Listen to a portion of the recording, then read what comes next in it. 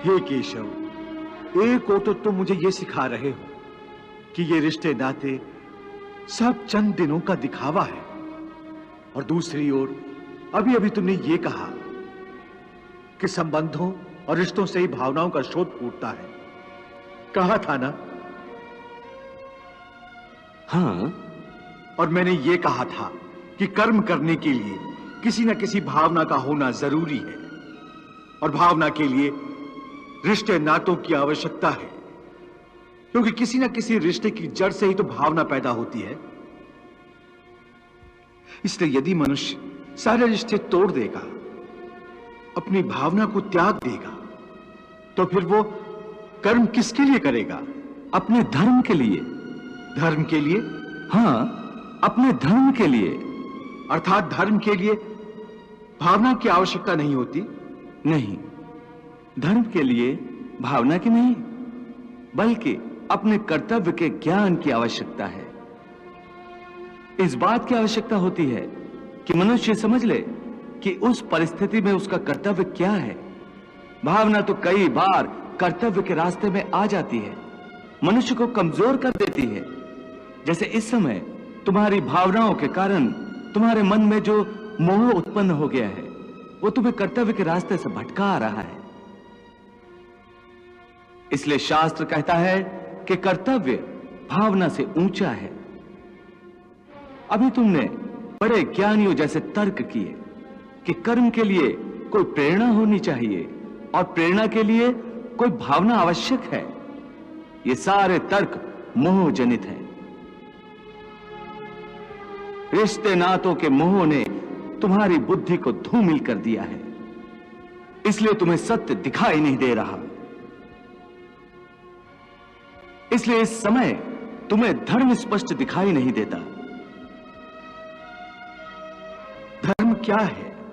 धर्म की व्याख्या क्या है? इस बात का निर्णय कौन करता है? हे मधुसूदन, वो कौन है जो धर्म का विधान बनाते हैं? हे अर्जुन, हर प्राणी अपने धर्म का विधान स्वयं बनाता है। मैं समझा नहीं केशव। देखो पार्थ, धर्म का जो विधान किसी दूसरे ने बनाया हो, वो तुम्हारा धर्म नहीं हो सकता। तुम्हारा धर्म वही है जिसे तुमने स्वयं बनाया हो, जिसे तुम्हारी आत्मा ने स्वीकार किया हो। धर्म व्यक्तिगत चीज है जिसका फैसला व्यक्ति को स्वयं करना पड़ता है। मैं अब भी नहीं समझा केशव। देखो पार्थ, मैं एक उदाहरण देकर समझाता हूं। किसी के गांव पर डाकू हमला करके गांव की लड़कियों का अपहरण कर रहे हैं।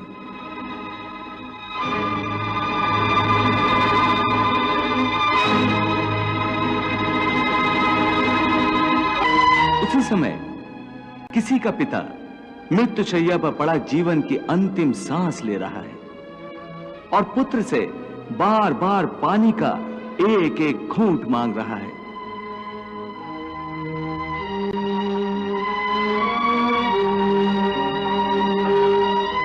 उस समय उस व्यक्ति का क्या धर्म है? वो मरते हुए पिता के कंठ में अंतिम समय गंगा जल की बूंद बूंद टपकाता हुआ अपने पुत्र धर्म का पालन करे, या उसके गांव की लड़कियों पर जो संकट आ गया है उनकी रक्षा के लिए तलवार उठाकर उन डाकुओं का मुकाबला करे और आवश्यक हो तो जान भी देकर अपने गांव की इज्जत बचाए।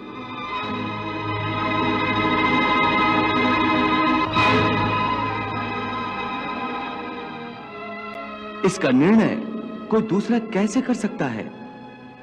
इसको धर्म का दोराहा या धर्म संकट भी कहते हैं। ऐसी परिस्थिति में वो व्यक्ति क्या करे? उसका फैसला कोई बाहर वाला नहीं कर सकता। यह निर्णय उसी को लेना होता है कि उस समय उसका प्रथम धर्म क्या है। उस समय उसकी आत्मा जो आवाज दे वही उसका धर्म है। इसलिए हे अर्जुन, हर प्राणी का धर्म व्यक्तिगत होता है।